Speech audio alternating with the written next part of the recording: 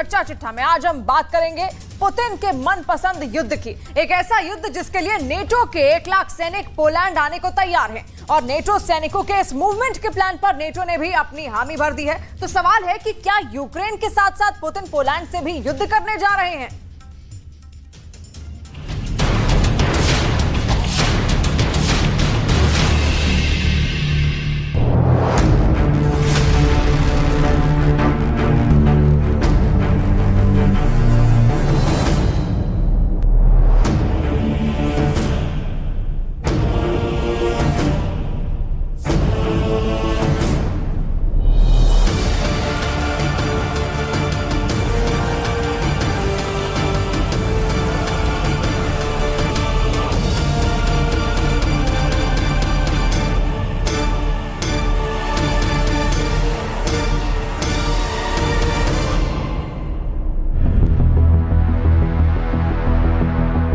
Poland की सेना Belarus border की ओर बढ़ी।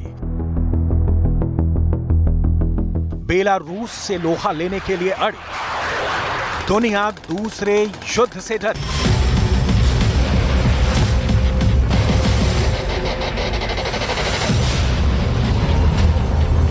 ये पोलैंड की सेना का सबसे ताजा मूवमेंट है। बटालियन की बटालियन जा रही है, टैंक जा रहे हैं, बख्तरबंद गाड़ियां जा रही हैं। इस वीडियो को मॉस्को में देखा जा रहा है, बेलारूस में देखा जा रहा है। रूस की सेना जूम करके देख रही होगी, बेलारूस की सेना रिवाइंड करके देख रही होगी, फॉरवर्ड करके देख रही होगी। वैगनर के लड़ाके इस वीडियो का फ्रेम दर फ्रेम पड़ताल कर रहे होंगे। पश्चिमी मीडिया के मुताबिक वैगनर ग्रुप से बढ़ते खतरे को देखते हुए पोलैंड ने बेलारूस से लगी सीमा पर सेना की तैनाती तो बढ़ा ही रही है। अगर युद्ध की नौबत आ गई तो नाटो के 1 लाख सैनिक पोलैंड में लैंड कर जाएंगे। पोलैंड के राष्ट्रपति ने दावा किया है कि 1 लाख नाटो सैनिकों के इस मूवमेंट के प्लान पर नाटो ने अपनी मोहर भी लगा दी है। 1 लाख नाटो सैनिकों का पोलैंड आना युद्ध के लिहाज से बहुत बड़ा संकेत है, बहुत विस्फोटक प्लान है,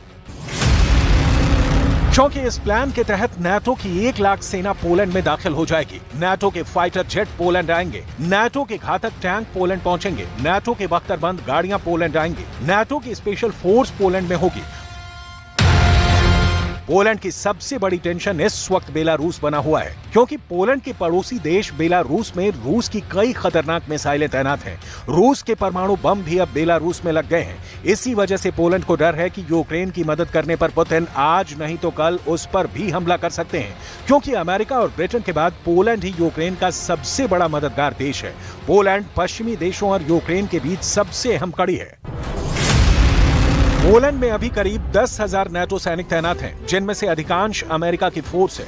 इसके अलावा युद्ध होने पर 1 लाख और नाटो सैनिक पोलैंड आ जाएंगे। इसके साथ ही साथ नाटो शिखर सम्मेलन में पोलैंड में हथियारों के गोदाम बनाने का फैसला किया गया है।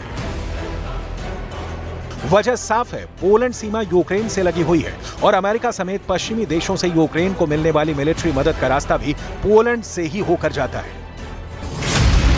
यूक्रेन से पोलैंड की 535 किलोमीटर लंबी सीमा लगती है। पोलैंड के जरिए नाटो के हथियार धड़ल्ले से यूक्रेन पहुंच रहे हैं। हथियार चाहे अमेरिका से यूक्रेन आने हो या फिर ब्रिटेन से यूक्रेन को हथियारों की डिलीवरी मिलने वाली हो, हथियार पहले अमेरिका से पोलैंड पहुंचता है, वैसे ही ब्रिटेन से भी पोलैंड पहुंचता है और फिर पोलैंड से सड़क के रास्ते यूक्रेन।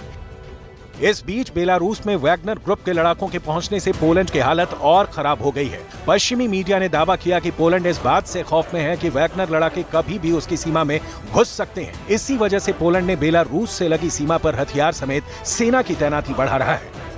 और तो और बेलारूस में रूस के लगे परमाणु बमों से घबराए पोलैंड ने अमेरिका से न्यूक्लियर बम की भी मांग की है। पोलैंड का कहना है कि उसे अपनी रक्षा के लिए किसी भी कीमत पर अमेरिका से परमाणु हथियार चाहिए और उसकी घबराहट का अंदाजा इसी बात से लगाया जा सकता है कि पोलैंड के प्रधानमंत्री मार्टोज मोराविएकी ने साफ-साफ शब्दों में पोलैंड में परमाणु हथियारों के लगाने की बात कही है। W związku z tym, że Rosja ma zamiar rozmieścić taktyczną broń jądrową na Białorusi, my tym bardziej zwracamy się do całego NATO o wzięcie udziału w programie Nuclear Sharing. Oczywiście przede wszystkim jest to decyzja Amerykanów, ale my nie chcemy siedzieć z założonymi rękoma, kiedy Putin eskaluje różnego rodzaju groźby. Ostateczna decyzja będzie zależała oczywiście od naszych partnerów amerykańskich, partnerów natowskich. My deklarujemy naszą wolę szybkiego działania w tym zakresie.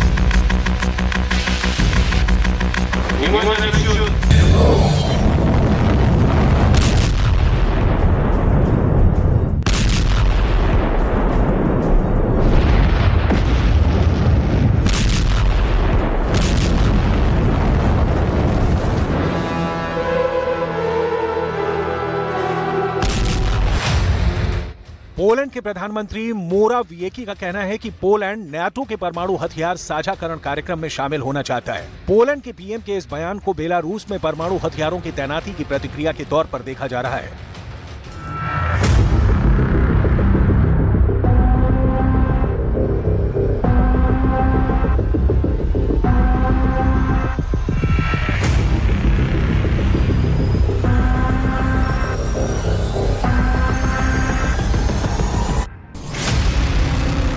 अगर ऐसा हुआ तो Europe में परमाणु युद्ध का एक ऐसा न्यूक्लियर वॉर फ्रंट बन जाएगा। एक तरफ बेलारूस में पहले से ही रूस ने परमाणु हथियार लगा दिए हैं, वहीं दूसरी ओर बेलारूस के पड़ोसी पोलैंड में अमेरिका परमाणु बम लगा देगा। अमेरिका और रूस के परमाणु बम आमने सामने आ जाएंगे।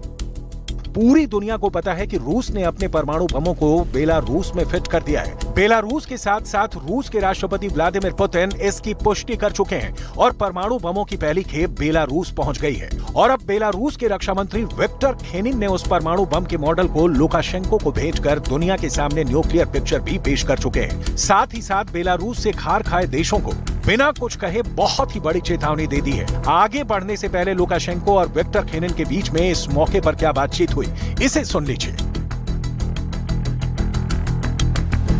Это старое. Так точно. Современное по-другому смотрится. Я потом расскажу точку зрения, как они чем отличаются и выглядят. Это уже, ну вот, чтобы символично было, что это у нас все. Копия, да? Это копия первой самой ядерной бомбы, которая была изобретена в Советском Союзе. Пусть наши враги не думают, что мы тут символизмом занимаемся или уж очень радуемся по поводу ядерного оружия. Это просто символически. Это символически. बेलारूस में राष्ट्रपति अलेक्जेंडर लुकाशेंको के ऑफिस से इस वीडियो के सामने आने के बाद दुनिया में बढ़ गया है परमाणु फीवर। नाटो कैंप में फैल गया है न्यूक्लियर फियर। यही वजह है कि पोलैंड ने परमाणु बम की डिमांड के अलावा अमेरिका ही नहीं, दूसरे देशों से भी घातक हथियार खरीदने में जुटा है। पोलैंड के राष्ट्रपति अंद्रेज डूडा पहले ही ये बयान दे चुके हैं कि उनके देश को अपनी जमीन पर अमेरिका के परमाणु बम को तैनात करने में कोई दिक्कत नहीं है। वो अमेरिका के परमाणु हथियारों की मेजबानी के लिए बातचीत कर रहा है। पोलैंड के राष्ट्रपति अंद्रेज डूडा ये बयान दे चुके हैं। हमने अमेरिका के नेताओं के साथ इस बारे में बात की है कि क्या अमेरिका इस तरह की संभावना पर विचार कर रहा है। मुद्दा खोला है।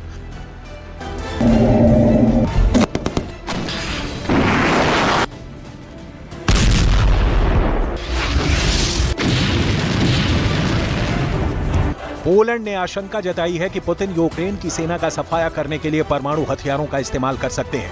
पोलैंड पर पुतिन कितना खफा है, ये किसी से छिपा नहीं है। अगर परमाणु जंग छिड़ गई तो रूस की न्यूक्लियर मिसाइलों ने पोलैंड की राजधानी वार्सा तक पहुंचने में सिर्फ 3 मिनट का वक्त लगेगा।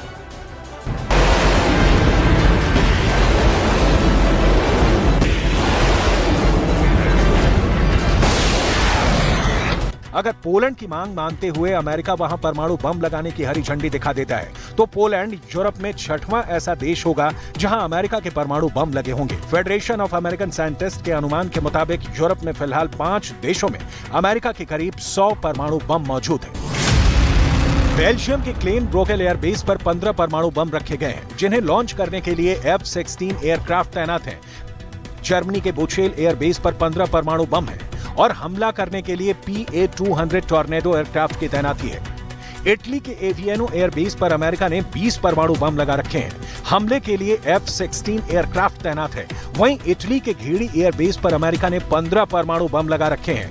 हमले के लिए PA-200 टॉर्नेडो मौजूद है। नीदरलैंड के वोल्केल एयरबेस पर 15 परमाणु बम लगा रखे हैं और हमले के लिए F-16 एयरक्राफ्ट तैनात हैं। वहीं तुर्की में एनसरलिक एयरबेस पर 20 परमाणु बम होने का अनुमान लगाया गया है। पश्चिमी मीडिया में ऐसा दावा किया गया है कि रूस की वैगनर आर्मी अपने घर में नाकाम बगावत के बाद बेलारूस में एक नया और बहुत बड़ा बेस बना रही है। वैगनर लड़ाकों के बेलारूस पहुंचने की खबरों के बीच पोलैंड ने अपने बॉर्डर की सुरक्षा बढ़ा दी है, क्योंकि पुतिन से बगावत कर चुके येवगेनी पिरोगजिन आगे क्या कर सकते हैं, इसका अंदाजा भी नहीं लगाया जा सकता।